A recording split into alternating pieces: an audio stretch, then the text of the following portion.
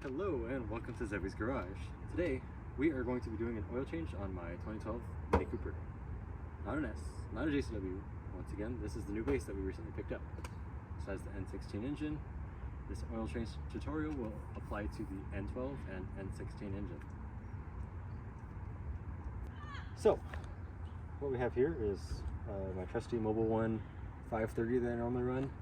Sometimes I run 5W40 depending on the conditions, but right now we're running this high mileage. This car has 160,000 miles on the clock. We have a genuine Mini / BMW filter. I'll add this to the video. Here's our part number. That's what we're using.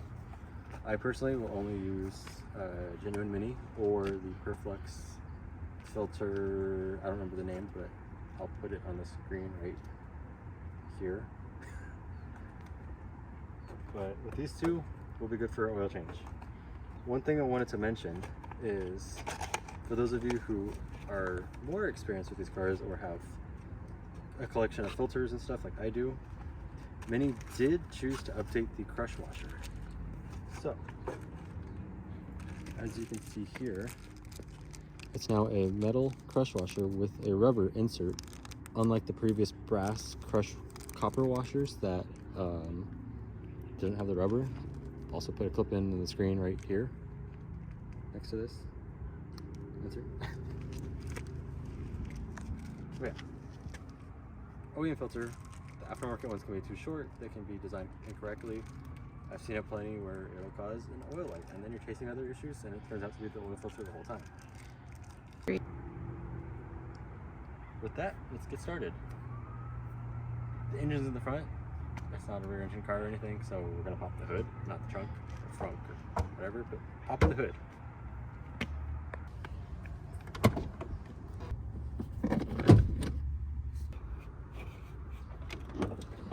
So when you pop the hood, simple out engine bay.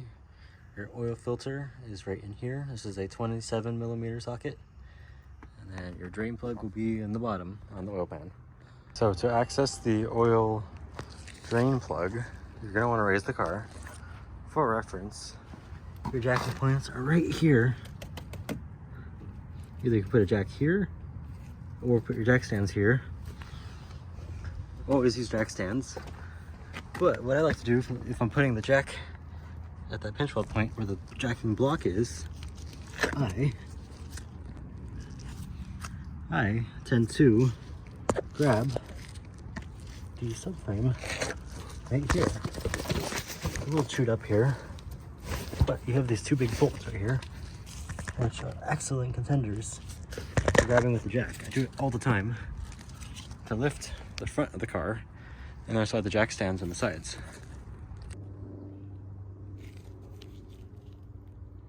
The drain pan plug is an H8 8mm hex, like so. We're using a 3/8 ratchet.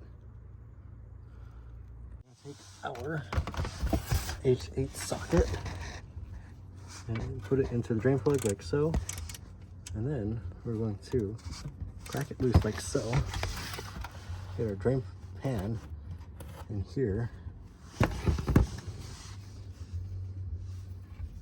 you gotta do is drain the oil out like so, and then you take it off. Replace the drain plug washer, reinsert it, torque it to about 18 foot-pounds torque.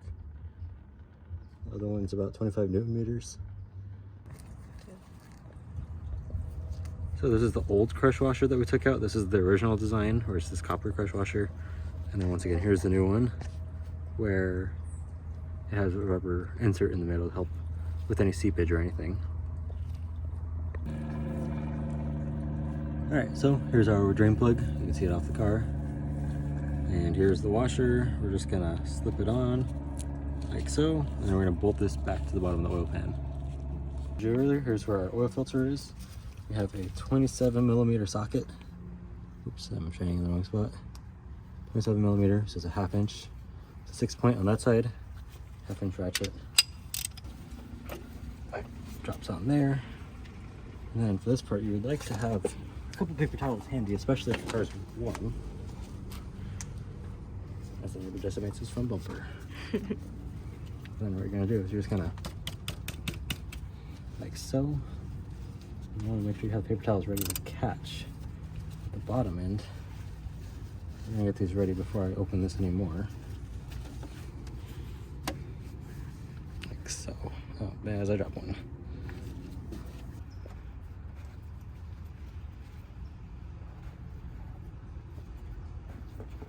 Don't worry about this part. Okay.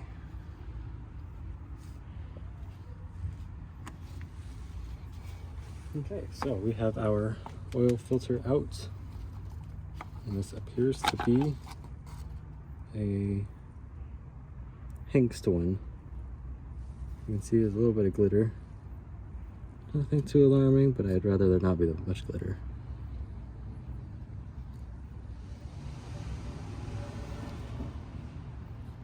Probably good. Okay, so here's the oil filter cap. Here's our old O-ring. We're just gonna take this off like so. Putting on my pinky. I always use a little bit of the oil from in here on the new one.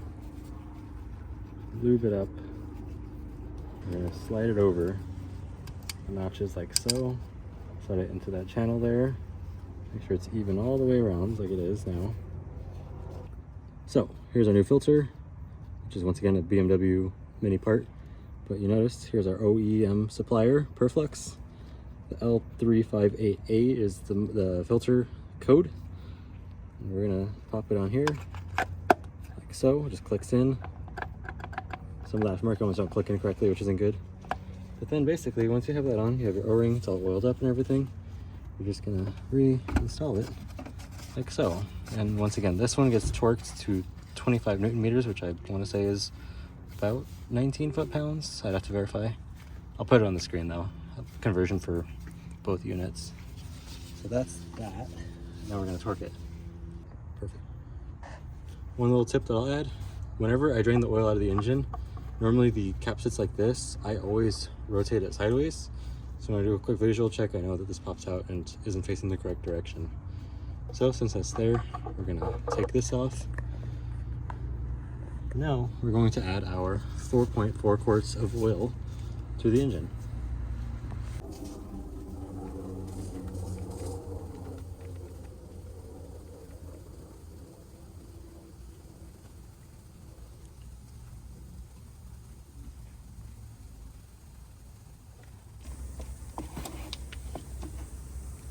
Alright, so I always like to measure and understand how much oil the car is consuming. So what we're doing is we emptied this into a different car that needed some oil. This is now empty. It's now at 0 quarts of oil in here. What we're gonna do is drain that oil into here. Yeah, so this is about where we're at with the oil. About 3 quarts right now. This is with me holding it relatively flat. It's actually closer to 2.75 quarts or 2.5. So as I suspected, this engine was low on oil, which is unfortunate because I put 1.5 quarts very recently, probably about 1,000 miles ago. But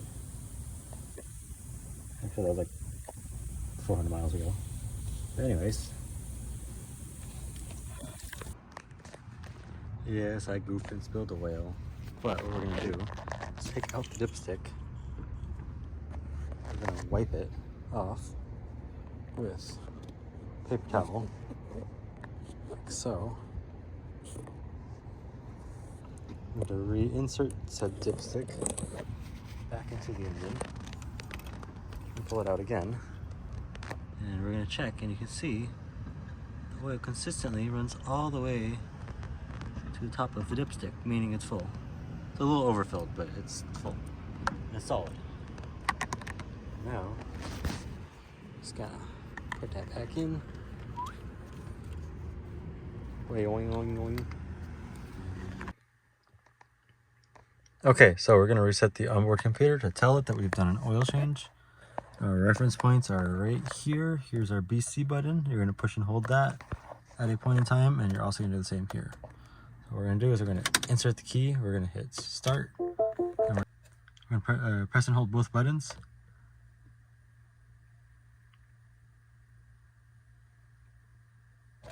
Like so. So we're gonna use the BC button to cycle to the menu. So I'm gonna cycle to the oil one, which is there. We're gonna press and hold, which you can tell it hasn't been reset. Yes, I want to reset, so I'm gonna push and hold again. Pushing and holding, it's resetting, so I can let go. Boom, it's reset. We're obviously not doing 15,000 mile oil change intervals, but the car at least now thinks that it is up to date. So with that, you're good for that. You can do other service menu items like that, but we're doing just the oil one since that's all we've done so far to this car. Well, I hope you guys enjoyed this oil change video. Once again, this applies to the N12 and N16 engines that came on the second gen, the non-turbo engines. Once again, thank you all for watching. Please like, subscribe, and comments. Hopefully this video helps you. And until the next video, goodbye.